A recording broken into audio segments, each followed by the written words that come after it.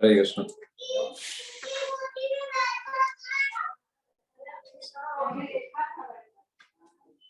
तो सभी को आवाज आ रही है अच्छे से? हरे कृष्णा प्रभु जी। जी प्रभु जी, आवाज आ रही है। जी प्रभु जी।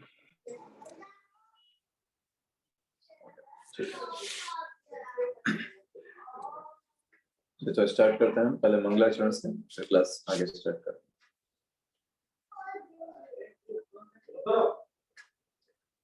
ओम अज्ञानतिमिरन्धस्य ज्ञानाञ्जनशलाकया चक्षुरुन्मीलितं येन तस्मै श्रीगुरुवे नमः। श्रीचैतन्यमनोभीष्टं स्थापितं येन भूतले स्वयं रूप कदा मह्यं ददाति स्वपदान्तिकं।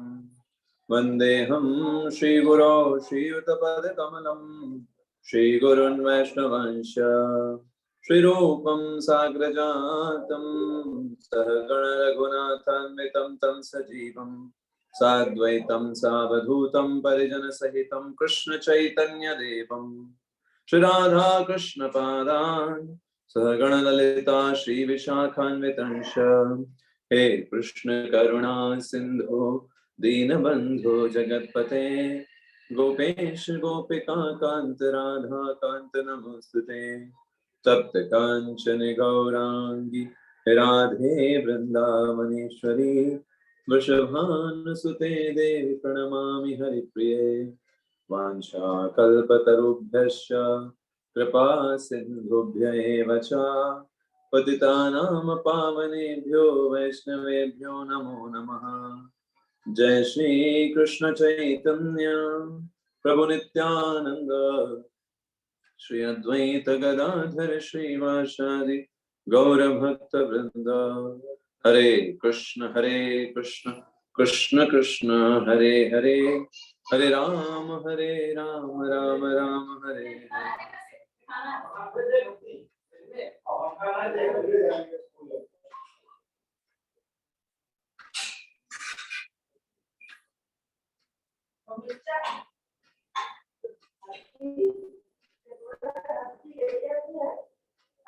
हरे कृष्ण। आप सभी का हार्दिक स्वागत है आज के सत्र में। हरे कृष्ण।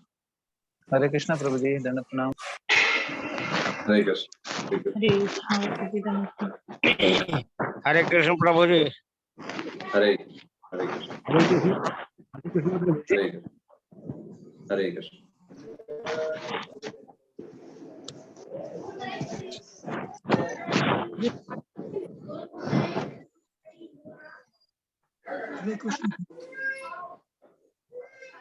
हरे कृष्ण। तो मैं देख पा रहा हूँ सभी को, दीनू द्विवेदी माता जी, आरती माता जी, अरुण कुमार सक्सेना प्रभु, सुनीता अग्रवाल माता जी, शिव कुमार प्रभु, Vidya Devi Mata ji, Santosh Kumar Prabhu, Ramesh Karan Prabhu, doctor S S Dwivedi, Lakshmi Shankar Singh Prabhu ji, Sarita Agarwal Mata ji, Gunjan Sharma माता जी और भी कई सारे भक्त। तो बहुत अच्छा लग रहा है कि आप आज थोड़ा लेट भी हो गया था हमें, बट फिर भी आप सभी लोग अपना समय निकाल करके आए। और आज की क्लास में हम 15 चैप्टर को कंप्लीट कर रहे हैं, पुरुषोत्तम योग। तो लास्ट के जो 5 श्लोक हैं उनके ऊपर हम चर्चा करेंगे। बहुत इंपॉर्टेंट श्लोकाज हैं, सारे वेदों का सार है इन 5 श्लोकों में। तो हम अपनी यथामति श्रील प्रभुपाद जी ने एक्सप्लेन किया है, उसी के माध्यम से कुछ थोड़ा थोड़ा उसको दोहराने का प्रयास करेंगे। तो हम स्टार्ट करते हैं 16वें श्लोक से। तो अगर हम एक बार हल्का सा रिकैप कर लें अपने इस पूरे चैप्टर को, तो आप देखोगे पहले श्लोक से जहां पर भगवान ने ऊर्ध्व मूलम अधः शाखा से स्टार्ट किया, भगवान ने इस भौतिक जगत के बारे में बताना प्रारंभ किया कि किस प्रकार से जो भौतिक जगत है आध्यात्मिक जगत के ठीक उल्टा है। यहाँ पर हर एक चीज जो है आध्यात्मिक जगत की जैसी है बट उल्टा है, वो परफेक्ट नहीं है, वो वास्तविक सुख आपको प्रदान नहीं कर पाएगी, लेकिन वही सारी चीजें आध्यात्मिक जगत में हमको आनंद प्रदान करती है। वहाँ वास्तविक प्रेम है, यहाँ उसका उल्टा है, विकृत रूप से काम उपस्थित रहता है ना। ऐसे ही हर एक चीज यहाँ पर प्रतिबिंब रूप में उपस्थित है, उस कारण से हमको वास्तविक सुख यहाँ नहीं मिल सकता। इसलिए एक बुद्धिमान व्यक्ति को क्या करना चाहिए, वैराग्य की तलवार से इसको काटना चाहिए और फिर असली पेड़ की ओर प्रस्थान करना चाहिए, उसकी तरफ बढ़ना चाहिए, उसको उसके लिए कार्य करना चाहिए। भगवान ने चौथे श्लोक तक इसको बताया। फिर भगवान ने बताया कि उस पेड़ तक पहुंचने के लिए या फिर आध्यात्मिक जगत पे पहुंचने के लिए शरणागति बहुत इंपॉर्टेंट है। और शरणागति को प्राप्त करने के लिए स्टेप्स क्या है, क्या हमें योग्यताएं होनी चाहिए, वो भगवान ने 5वें श्लोक में बताया। निर्मान मोहा, उसमें सबसे पहली योग्यता है व्यक्ति के अंदर मान ना हो। भौतिक जगत में हम बहुत कुछ मान करके रखते हैं अपने आप को, उस कारण से हमको मान हो जाता है। जितना मान अपने आप को मान करके आप रखोगे उतना ज्यादा मान आएगा और उतना ज्यादा आप आध्यात्मिक संग से दूर हो जाओगे। हमेशा जानते रहिए आध्यात्मिक रूप से आपकी प्रगति कितनी हो रही है, कितना आप अपने आप को ये समझ पा रहे हो कि आप कितने छोटे हो इन रिस्पेक्ट भगवान कितने बड़े। इस रिस्पेक्ट में आप छोटा अपने आप को मानते हो क्योंकि आप भगवान को और ज्यादा समझ रहे हो। जितना भगवान को समझते हो, भगवान अनंत है, तो आप अपने आप को बहुत छोटा उनके सामने पाते हो इस रिस्पेक्ट से। तो ये प्रगति का सूचक है। लेकिन आपके अंदर अहंकार आ जा रहा है, अरे हमने तो भगवत गीता पूरा पढ़ लिया, अरे हमने तो भगवत गीता का कोर्स कर लिया। नहीं, ये आध्यात्मिक प्रगति नहीं हुई, अहंकार की प्रगति हुई। तो ये अच्छा नहीं। अच्छा क्या है, हमारे अंदर और विनम्रता है। विद्या ददाति विनयम, विद्या कैसी आती है, जो आपको विनय प्रदान करे, विनम्रता आपके अंदर लाए। तो भगवान ने यहाँ से प्रारंभ किया और इसमें जो सारे स्टेप्स हैं, निर्माण मोहा जित संग दोषा अध्यात्म नित्या विनम्रत कामा द्वंद्व विमुक्ता सुख दुख संगे, ये जब व्यक्ति प्रोसेस पूरा कर लेता है शरणागति के स्टेप्स, वो गच्छन्त मूढ़ा पद अव्ययम तत्, आध्यात्मिक जगत जा सकता है वो व्यक्ति, ऐसा भगवान ने बताया। और आध्यात्मिक जगत कैसा है, छठे श्लोक में भगवान ने बता दिया, जहाँ पर सूर्य नहीं है, चंद्रमा नहीं है। तो अर्जुन प्रश्न पूछे, आध्यात्मिक जगत इतना बढ़िया है, भौतिक जगत में इतने कष्ट हैं, तो फिर भौतिक जगत में जीव फंस क्यों गया? तो भगवान बताते हैं, देखो जीव तो मेरा ही अंश है। 7वें श्लोक में भगवान कहते हैं हमें अंश जीव लोके। तो भगवान कहते भाई, अर्जुन पूछते कितने समय के लिए? सनातना, हमेशा से वो मेरा अंश। अच्छा तो फिर फंसा कैसे यहाँ पर? इसलिए फंसा, मनः षष्ठानि इंद्रियाणि प्रकृति स्थानि कर्षति। अभी वो मन और 5 इंद्रियों के साथ मिल करके उसका संघर्ष चल रहा है इस जगत में। तो ये संघर्ष क्यों चल रहा है, इसके बारे में तो पिछले 13वें अध्याय के 22वें श्लोक में भगवान ने बताया। पुरुषम प्रकृतस्थो ही भूंक्ते प्रकृति जान गुणान, क्योंकि जीव जो है इस प्रकृति का भोग करना चाहता है, इस कारण से वो इसको अप्रोच करता है। यही कारण है कि वो जगत में बंधा हुआ है और सद असद योनियों में जन्म ले रहा है गुणों के प्रभाव के कारण। जैसे जल तो है वो निर्मल है, जैसे इस भौतिक जगत में आता है, यहाँ जमीन पे गिरता है मैला हो जाता है। ऐसे आत्मा तो शुद्ध है, भगवान का अंश है, लेकिन भौतिक भोग की चाह रखने के कारण अभी प्रकृति के गुणों का संग कर रहा है, सत्य गुण, रजोगुण, तमोगुण, इसलिए उसके अंदर मलिनता आ गई। एक्चुअली ये कहना भी गलत है, जीव आत्मा जो है वो तो मलिन कभी हो ही नहीं सकता, वो तो भगवान का अंश प्योर है। लेकिन ऐसा प्रतीत होता है कि वो मलिन हो गया, लेकिन उन दोनों का कोई संबंध नहीं है। मलिनता आत्मा में कभी नहीं आ सकती क्योंकि वो भगवान का अंश है। जिस तरह भगवान शुद्ध है, सात्विक है, शुद्ध सत्व है में है, ऐसे ही भगवान का अंश भी वैसा ही। तो यहाँ पे भगवान ने बताया। फिर भगवान ने 8वें श्लोक में बताया किस प्रकार से एक शरीर से दूसरे शरीर में हम जा रहे हैं। कैसे जा रहे हैं? जैसे हवा जो होती है वो गंध को लेकर के जाती है, ऐसे ही सूक्ष्म शरीर के साथ आत्मा निकलती है। जो हमने पूरी चेतना निर्माण की होती है वैसा शरीर चला जाता है, उस शरीर में चला जाता है।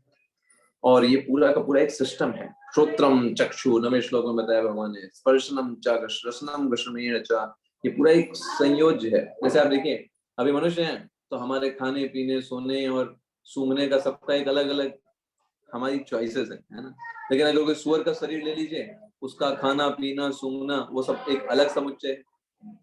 तो हम इस समुच्चय से उस समुच्चय में जा रहे हैं, हमारी चेतना के आधार पर ट्रांसफर चल रहा है। भगवान ने 9वें श्लोक में बोला अलग अलग विषयों का सेवन कर रहे हैं। 10वें श्लोक में भगवान ने बोला देखो ये सब बातें तो हैं, लेकिन मूर्ख लोग नहीं समझ पाएंगे। वो कितना भी समझने का प्रयास करेंगे, मूर्ख लोगों के समझ में नहीं आएगा। वो कहेंगे बस ये तो बॉडी है, खत्म हो जाती है, इसके आगे तो कोई जीवन है नहीं, इसलिए खूब एंजॉय करो 4 दिन की जिंदगी, फिर अंधेरी रात। इस तरीके से आप एंजॉय करो, कल किसने देखा, मृत्यु के बाद क्या होता है किसको क्या पता, छोड़ो सब बेकार की बातें हैं, ऐसे मूर्ख लोग बोलेंगे। इसलिए मूर्ख लोग पश्यन्ति विमूढ़ा नानुपश्यन्ति, मूर्ख लोग देख नहीं पाएंगे इन चीजों को। पश्यन्ति ज्ञान चक्षुषा, लेकिन जिसने गुरु परंपरा में अध्ययन किया है, समझा है, रियलाइज किया है, वो बहुत आसानी से समझ सकता है किस तरीके से इतने सारे जीव हैं, क्या पर्पस है, कैसे मैं आत्मा हूँ, ये शरीर नहीं हूँ। एक थोड़ी सी बुद्धि होगी तो व्यक्ति समझ सकता है कि वो शरीर नहीं है, आत्मा है। और फिर भगवान ने 11वें श्लोक में बताया, इसी चीज को बताया कि जिन्होंने ये ट्रेनिंग नहीं लिया है वो नहीं समझ पाएंगे। प्रभुपाद जी लिखते हैं कि वो लोग बहुत भाग्यवान हैं जिनको इतना सुंदर तरीके से जानने का मौका मिलता है। हम सभी बहुत भाग्यवान हैं कि श्री प्रभुपाद जी की कृपा के माध्यम से हमें सीखने का मौका मिला है। फिर भगवान 12वें श्लोक में बताते हैं किस प्रकार से वो इस भौतिक जगत को पालन कर रहे हैं, आदित्य के रूप में, सूर्य के रूप में, चंद्रमा के रूप में, अग्नि के रूप में इस पूरे जगत का पालन कर रहे हैं। भगवान बात 13वें श्लोक में बताते हैं किस प्रकार से सारे लोगों को, जैसे रेत को मुट्ठी में हम पकड़ लेते हैं तो वो रुकी रहती है, और ऐसे ही भगवान ने सारे लोगों को अपने मुट्ठी में पकड़ करके रखा हुआ है। विराट रूप में जो भगवान का पुरुष है, भगवान का स्वरूप है, उन्होंने मुट्ठी में पकड़ करके रखा हुआ है। किसको? सारे लोगों को। जितने भी प्लैनेट्स हैं, अर्थ, वीनस, मार्स, सब को पकड़ कर रखा है। भगवान अगर छोड़ देंगे सब के सब नीचे गिर जाएंगे, जैसे रेत गिर जाती है छोड़ने पर। तो भगवान ने विराट रूप में जो स्वरूप है उसमें उन्होंने अपने मुट्ठी में बांध करके रखा हुआ है उसको। तो इस तरीके से भगवान ने बताया कि कैसे वो सूर्य, चंद्रमा और अग्नि के द्वारा संसार का पालन कर रहे हैं, हमने सीखा भी था। और दूसरा, कैसे वो सारे लोगों के अंदर भी प्रवेश करके उन सबको भी धारण कर रहे हैं ताकि हम लोग सरवाइव कर रहे हैं। भगवान ने ये भी बताया किस प्रकार से चंद्रमा में भी जो रस प्रदान करने की क्षमता है वो भी भगवान से आती है। भगवान ने 14वें श्लोक में फिर ये बताया किस प्रकार से व्यक्ति इवन जो खाता है उसको पाचन की आवश्यकता होती है, वो पाचन मैं ही वैश्वानर अग्नि के रूप में करता हूँ। अगर मैं नहीं करूंगा तो पाचन ही नहीं होगा। हमने डिस्कशन किया था, जब किसी व्यक्ति की आप देखिए मृत्यु आती है, शरीर छोड़ने का समय आता है, तो उसका पाचन क्रिया बंद हो जाता है, वो खा ही नहीं पाता। जब नहीं खा पाता तो क्या होता है, उसे शरीर छोड़ना पड़ जाता है, कैन नॉट सर्वाइव। तो हमने ये डिस्कशन किया, इवन हम भौतिक जगत में कुछ भोग भी कर रहे हैं, इंद्र तृप्ति भी कर रहे हैं, बिना भगवान के हम वो भी नहीं कर सकते, है ना। So we are so much dependent on Lord.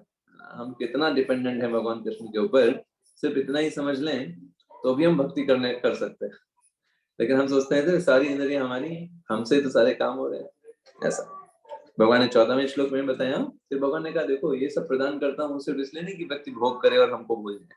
भगवान ने कहा ये सब मैं इसलिए प्रदान करता हूँ, वेदैश्च सर्वे रहमेव वेद्यो, मैं वेदों को भी तो प्रदान कर रहा हूँ वेद व्यास के रूप में, ताकि हम सब लोगों को एनर्जी मिले, हम खाएं पिए और उसके बाद जो समय मिले उसको उसमें भगवान के शास्त्रों को पढ़ें, भगवत गीता पढ़ें और समझें। क्या समझें? वेदैश्च सर्वे अहमेव वेद्यो, भगवान कृष्ण समस्त वेदों में जानने योग्य वस्तु हैं, ये समझें इस बात को। और इस तरीके से वेदों का संकलन करता भी भगवान है, वेदों के बारे में वेद के बारे में जानने वाले भी भगवान है, और वेदों में क्या जानने वाला है वो भी भगवान है। तो देखो वेदों में क्या जानने वाला है, भगवान कृष्ण। वेदों के बारे में जानने वाले कौन है, भगवान कृष्ण। वेदों को किसने लिखा है, भगवान कृष्ण। That the thing. 3 चीजें 15वें श्लोक में भगवान ने बताया। प्रभुपाद जी तात्पर्य में लिखते हैं, संबंध, अविधेय और प्रयोजन, ये तीनों चीजें हम देख सकते हैं इस श्लोक में। इस तरीके से वेदों का लक्ष्य है भगवान को समझना। अगर किसी ने वेद पढ़ लिए, वो लोग बोलते हैं ना चतुर्वेदी, द्विवेदी, है ना, त्रिवेदी, है ना, तो उसका क्या मतलब है? वेदों का अध्ययन करना, वेदों का अध्ययन करके ये समझना कैसे उन वेदों का सार भगवान कृष्ण।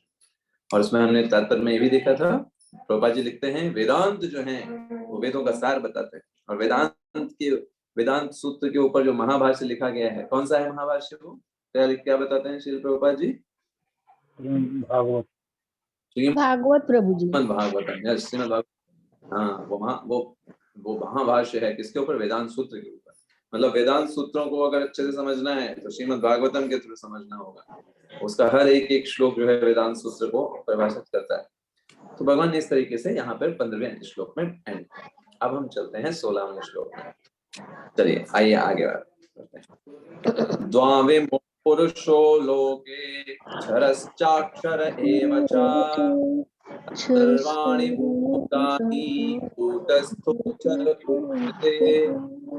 यस, विद्या देवी माता जी पढ़िए अनुवाद। जी प्रभु जी पढ़ रही हूँ।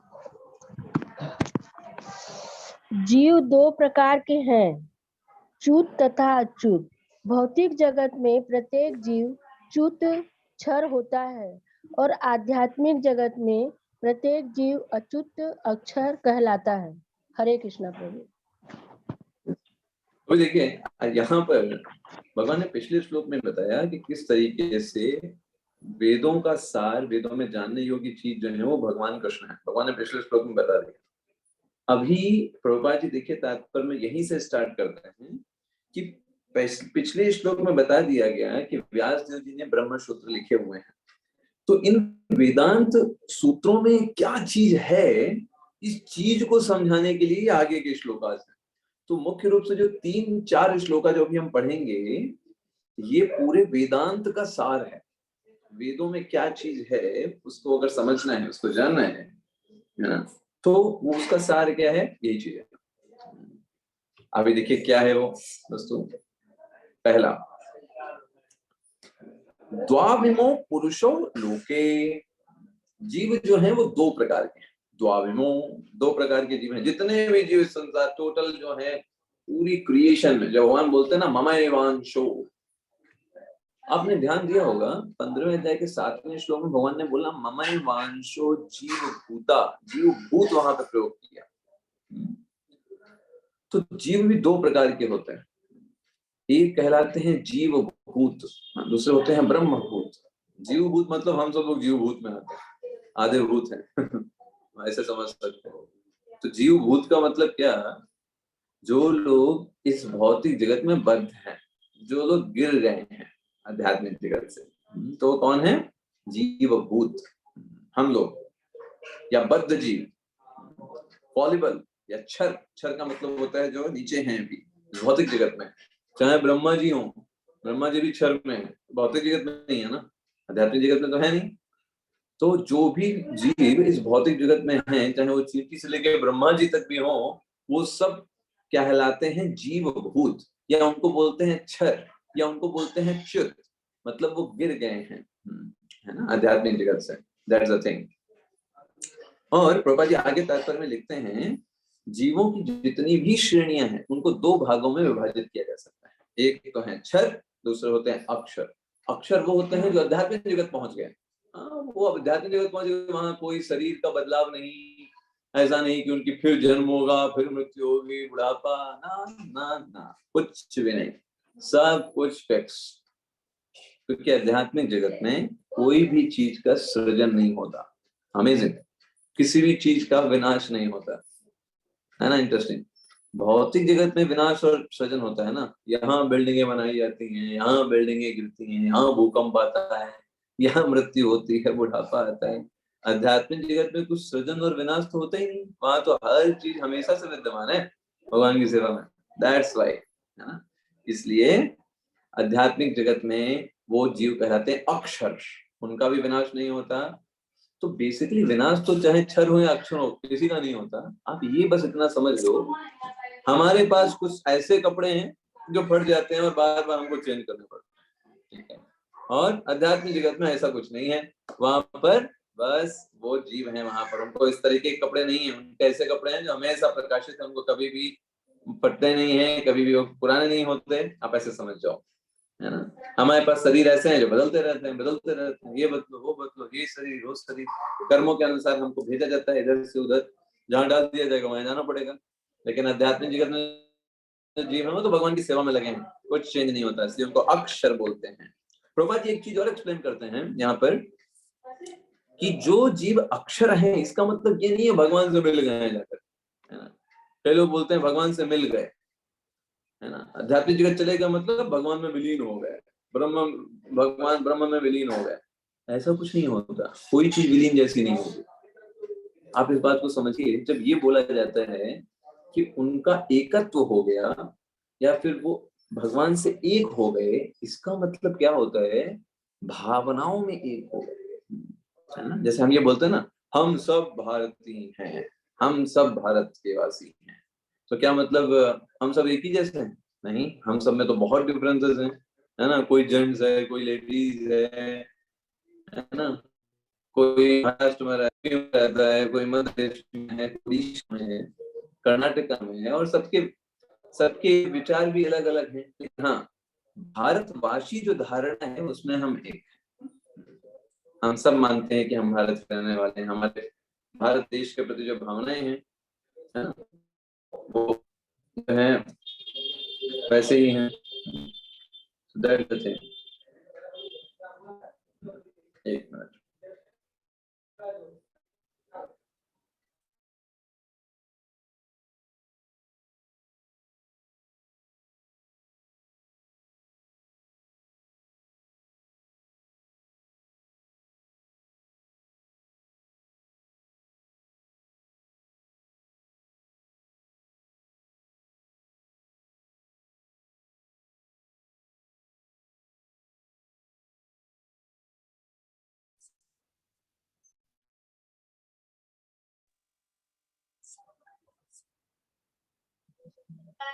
प्रभु ji, you are not audible, आवाज नहीं आ रही। यस यस, अभी आवाज आ रही होगी सभी को? हाँ जी, अब आ रही। हाँ Prabhu ji. Okay good good, बस हल्का सा नेटवर्क प्रॉब्लम था, so now it is sorted out. Okay, so हम ये डिस्कशन कर रहे थे कि किस प्रकार से जो एकत्व का मतलब क्या होता है, भावनाएं एक हो गई, मतलब क्या है, भगवान हम सब मिलकर के अगर भगवान की सेवा करना चाहें, हमारा उद्देश्य यही हो, हमें भगवान की सेवा करनी है, तो ये एकत्व हो गया, भगवान से ही हम उनकी जो इच्छाएं हैं उनसे हम मिल गए, ये एकत्व है, ना कि भगवान में जाकर के विलीन हो गए, हमारी कोई सत्ता बची नहीं, हम तो खत्म हो गए भाई, क्यों, हम तो भगवान में विलीन हो गए, आध्यात्मिक जगत में चले गए, तो ऐसा कुछ भी नहीं होता, ठीक है। आध्यात्मिक जगत में विलीन जो बात आती है उसका मतलब क्या है, या भगवान से एक हो गए इसका मतलब क्या है, हम एकत्व का मतलब हम विचारों में, भावनाओं में एक हैं। जैसे हमारी इंडिविजुअलिटी हमेशा बरकरार रहती है, अब इस बात को समझिए, प्रभुपाद जी एक्सप्लेन करते हैं कि एकत्व का अर्थ यह नहीं है कि अपनी निजी सत्ता ना रहे, ऐसी बात नहीं, ये चीज यहाँ पे बताया गया। चलिए आगे बढ़ते हैं, प्रभुपाद जी आगे ये भी बताते हैं कि देखिए जब जीव बद्ध रहता है उसमें 6 प्रकार के परिवर्तन आते हैं, उसका जन्म होता है, उसकी मृत्यु होती है ना, उसको बुढ़ापा आता है ना, ये सब किसमें होता है, बद्ध जीव में, आध्यात्मिक जीव किसमें होता है, बद्ध जीव में प्रभु जी। करेक्ट, वो होता है बद्ध जीव, हाँ बद्ध जीव में ये सारी चीजें होती हैं, ऐसा उसमें नहीं होता है ना। तो ये प्रभुपाद जी बताते हैं, अब चलते हैं अगले श्लोक। उत्तमः पुरुषस्त्वन्यः परमात्मेत्युदाहृतः यो लोकत्रयमाविश्य बिभर्तव्य ईश्वरः।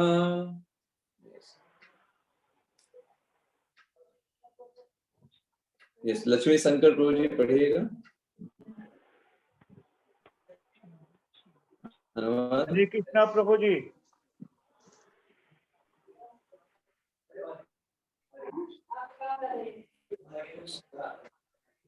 हरे कृष्णा प्रभु जी।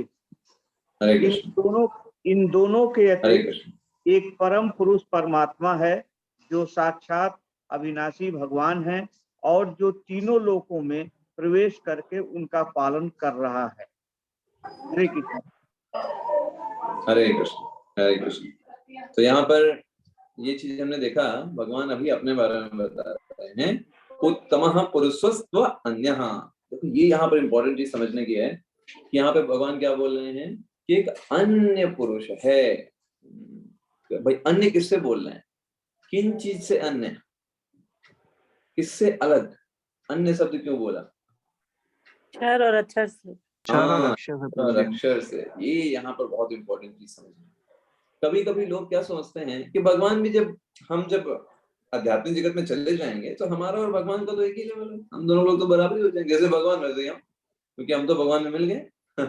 नहीं, भगवान यहाँ पर अन्य जो शब्द का प्रयोग कर रहे हैं, उत्तमः पुरुषस्त्व अन्यः, तू का मतलब लेकिन, अन्य का मतलब अलग, लेकिन वहां पर एक उत्तम पुरुष है, उत्तमः पुरुषः। प्रभुपाद जी तात्पर्य में लिखते हैं कि उत्तम शब्द का मतलब क्या है, अगले श्लोक में लिखे, उत्तम शब्द का मतलब ही यही होता है, उससे बढ़कर और कोई नहीं हो सकता, उसको बोलते हैं उत्तम।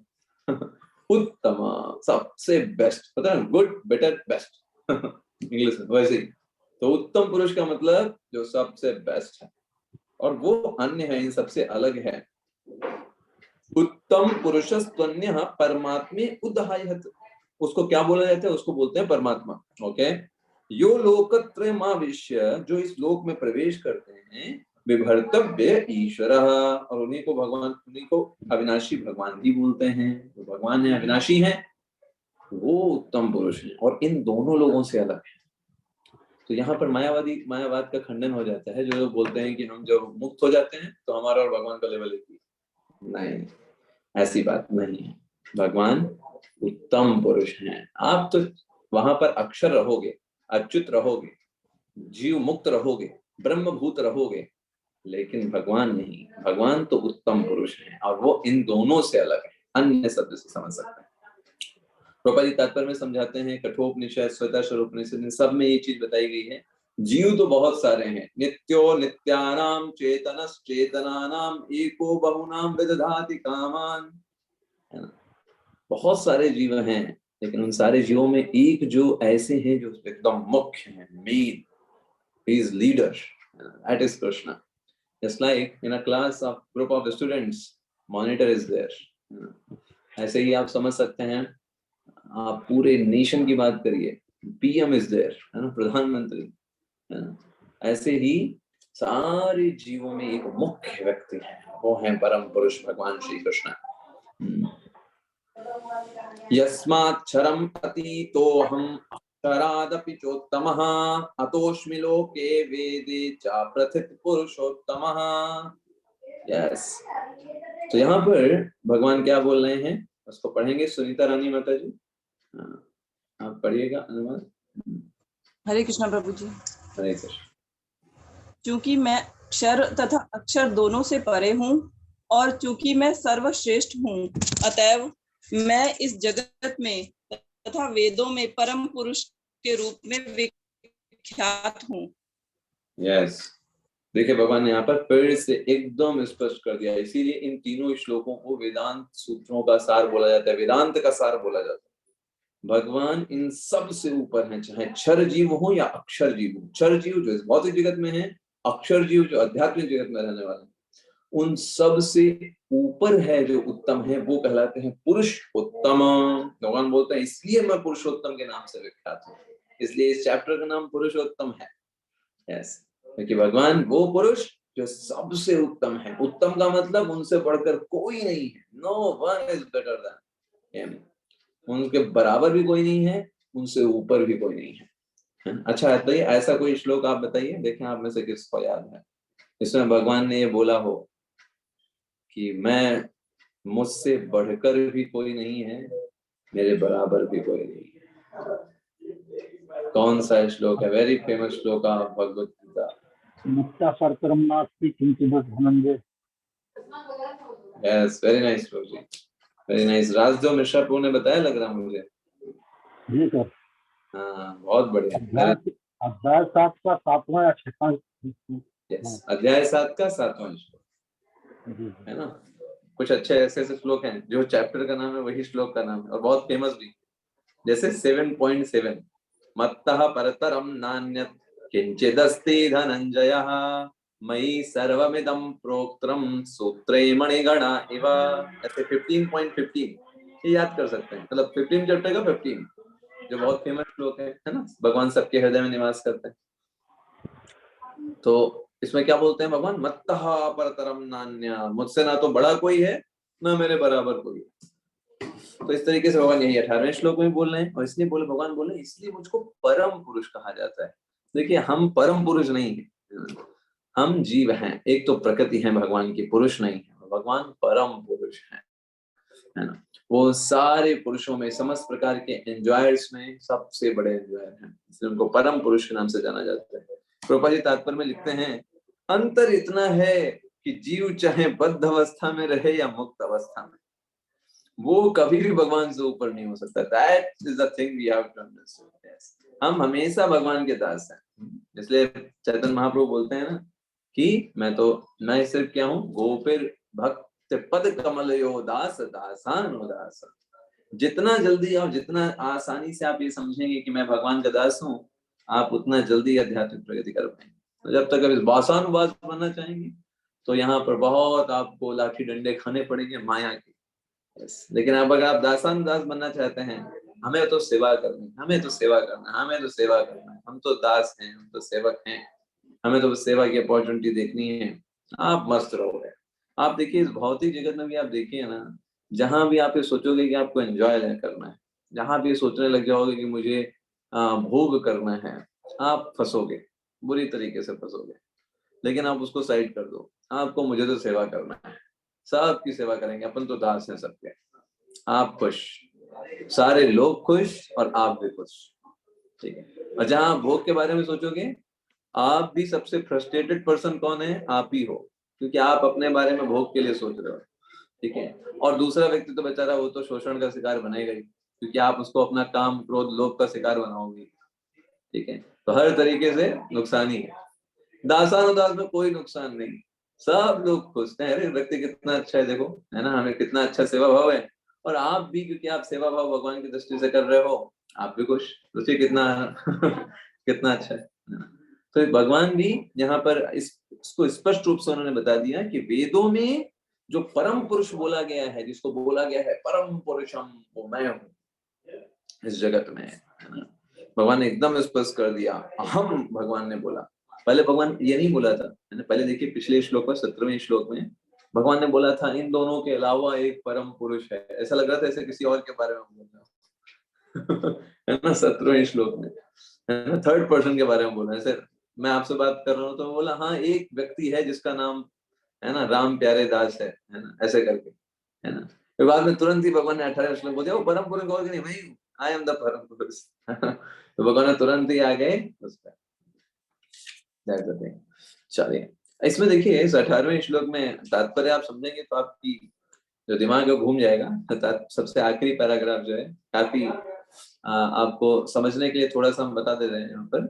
यहाँ पे एक्चुअली परमात्मा के बारे में बताया गया है, ये बताया गया है जब एक जीवात्मा ब्रह्म जीव भूत से ब्रह्म भूत की ओर जाता है, या क्षर से अक्षर की तरफ जाता है, भगवान की कृपा से भक्ति करके साधना करके भगवान के निरीक्षण में, तो जब वो जाता है तब वो उसके हृदय में परमात्मा तो है ना। 15वें श्लोक में बोला गया कि भगवान परमात्मा के रूप में सबके हृदय में निवास कर रहे हैं, है ना।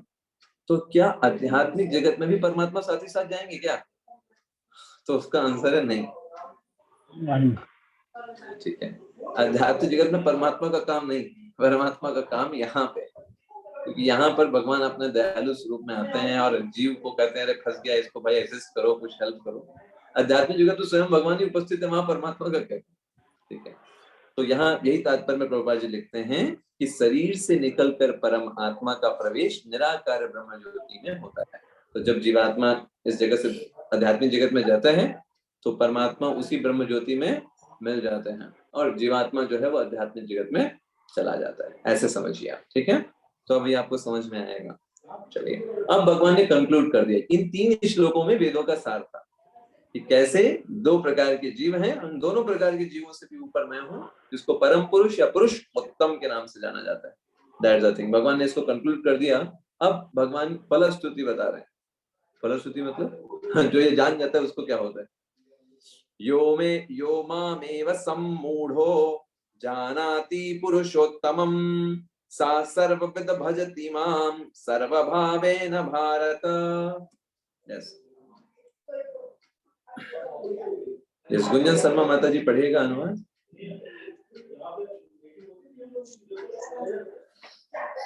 हरे कृष्णा प्रभु जी। हरे कृष्ण।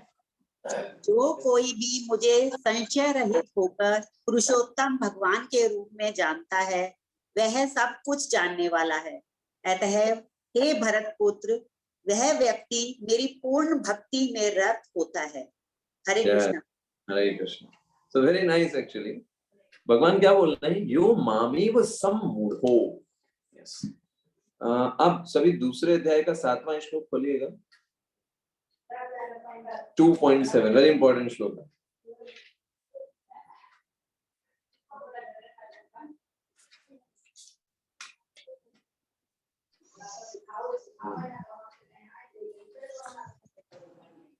यस, तो देखिए 2.7 में ये अर्जुन भगवान के सामने सरेंडर कर रहे हैं, और भगवान क्या बोल रहे हैं, अर्जुन क्या बोल रहे हैं, प्रक्षामि त्वाम धर्म सम्मूढ़ चेता, मैं धर्म से क्या धर्म है मुझे समझ में नहीं आ रहा। सम्मूढ़ का मतलब मैं मोहग्रस्त हो गया।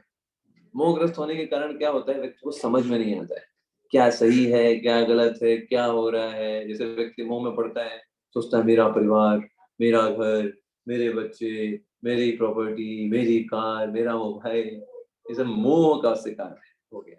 अब कुछ भी इसमें थोड़ा सा भी कुछ होगा तो व्यक्ति रह नहीं पाएगा। तो मोहग्रस्त व्यक्ति जो होता है उसको समझ में नहीं आती चीजें, उसको बोलते हैं सम्मूढ़ा। भगवान यहाँ क्या बोल रहे हैं, यो मामेव असम्मूढ़ हो, जो व्यक्ति अभी उसके अंदर संशय नहीं रहा, उसके हृदय में कोई संशय नहीं है, एकदम clear, Krishna is the supreme personality of God and nothing else.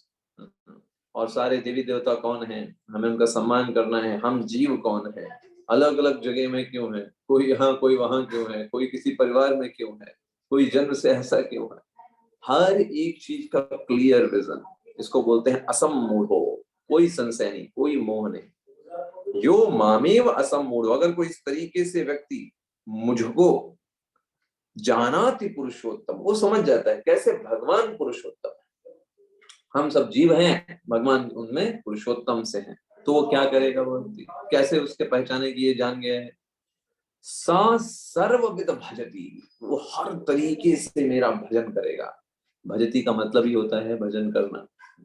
तो सर्वविद भजती मतलब हर प्रकार से, मतलब इसमें आचार्य बताते हैं हर प्रकार से मतलब नवधा भक्ति है ना। 9 प्रकार की भक्ति होती है, श्रवणम कीर्तनम विष्णु स्मरणम पाद सेवनम अर्चनम वंदनम दास्यम सख्यम आत्मनिवेदनम।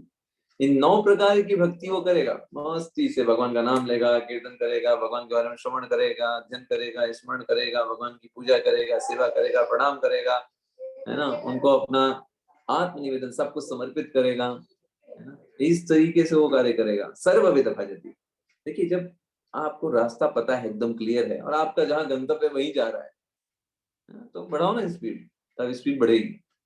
लेकिन अभी रास्ता क्लियर नहीं है, अंधेरा है सामने, और ये भी श्योर नहीं है कि जहां हम जाने वाले हैं यही वही रास्ता है ना, तो क्या करेंगे, तो बस धीरे धीरे चलाएंगे, देखेंगे भाई कोई दिख जाए, पूछ ले उससे ये वही रास्ता है, आगे रास्ता है भी कि नहीं है।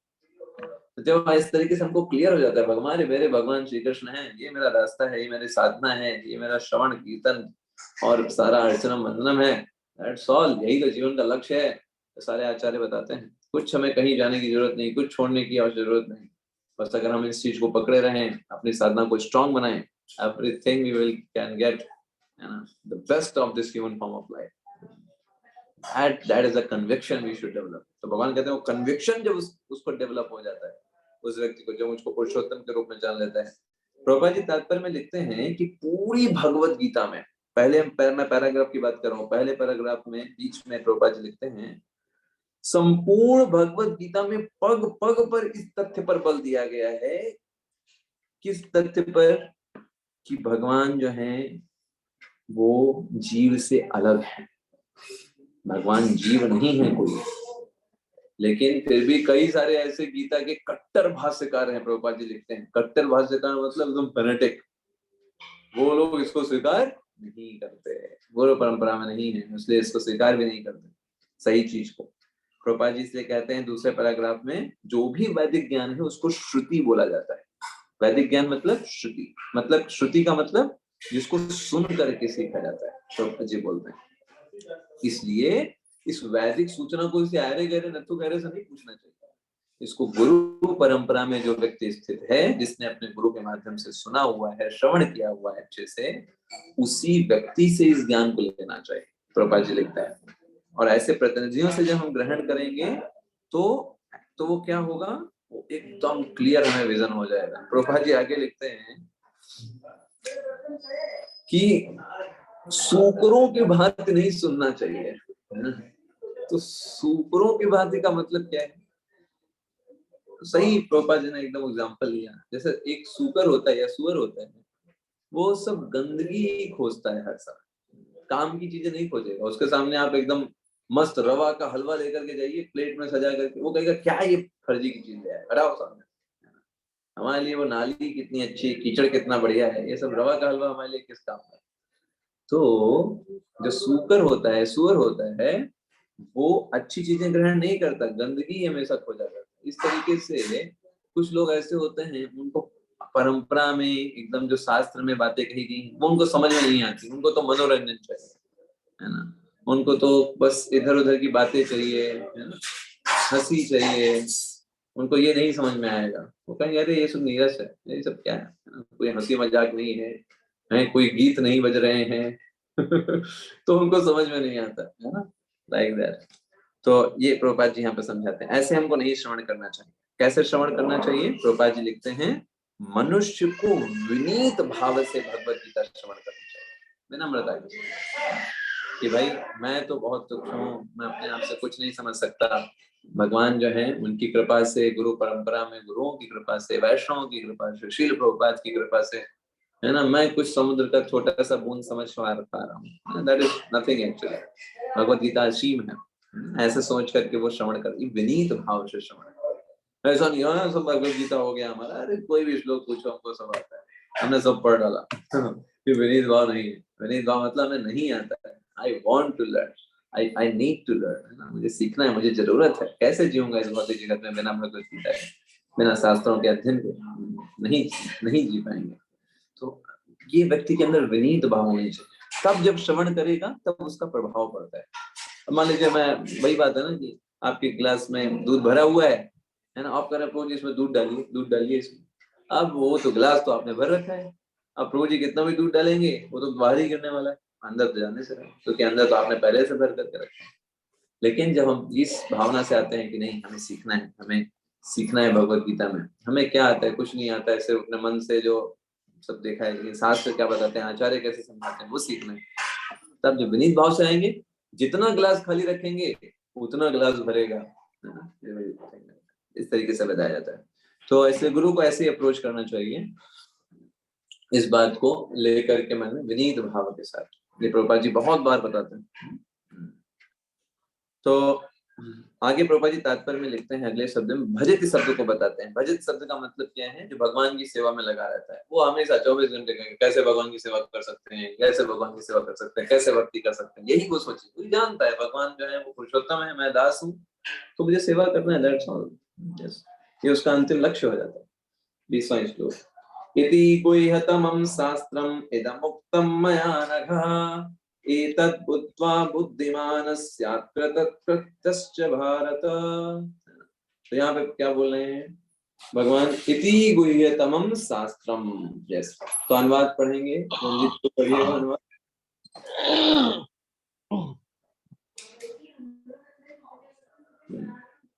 रंजित को अनम्यूट कर लीजिएगा।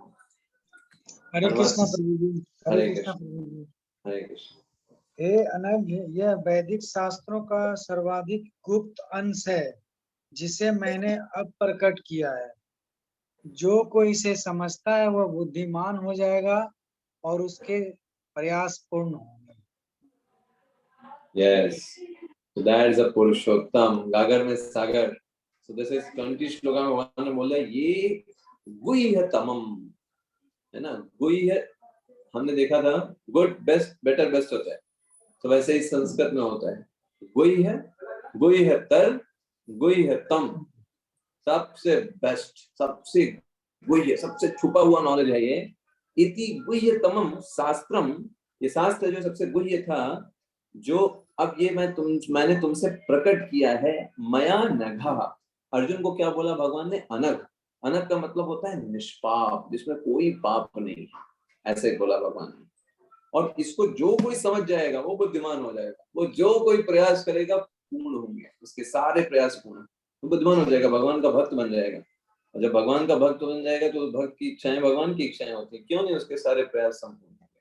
और जो एक बार सोच लेगा मुझे करना है तो करे, वो होगा ही, वो भगवान की सेवा में है। प्रभुपाद जी यहाँ पर एक बहुत ही बढ़िया प्रिंसिपल बताते हैं, आपको पॉइंट आउट करना चाहूंगा। आप देखिएगा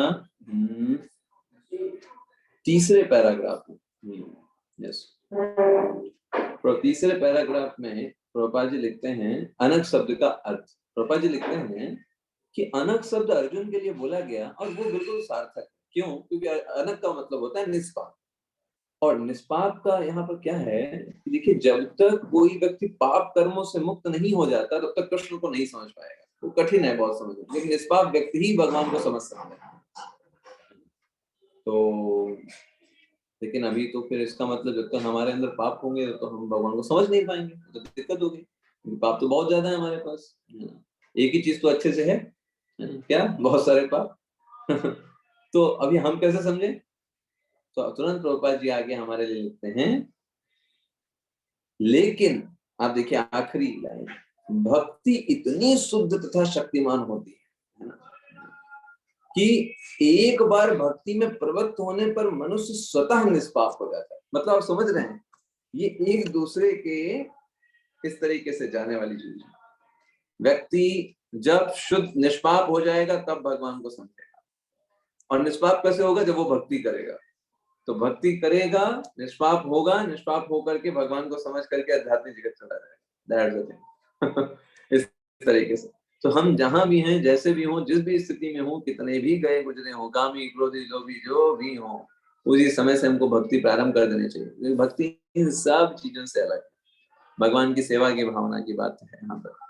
तो व्यक्ति को बिल्कुल भगवान की सेवा में भक्ति करके निकलना चाहिए भौतिक जगत से। भौतिक जगत के लिए नहीं सोचना चाहिए ये कर लो वो कर लो, हाँ ये कर लो वो कर लो। एक मिनिमम लेवल तक आपको सोचना चाहिए जिसमें आपका आराम से आप भक्ति कर सके। इस भौतिक जगत में कितनी प्रगति करनी है, कोई क्वेश्चन पूछे, उतनी प्रगति करो जिससे आप आध्यात्मिक जीवन अच्छे से कर सको। क्या करोगे बहुत बड़े बनकर? क्या वो IAS बनकर के ऊपर जाओगे क्या? ऊपर तो वहां तो IAS PCS नहीं होते।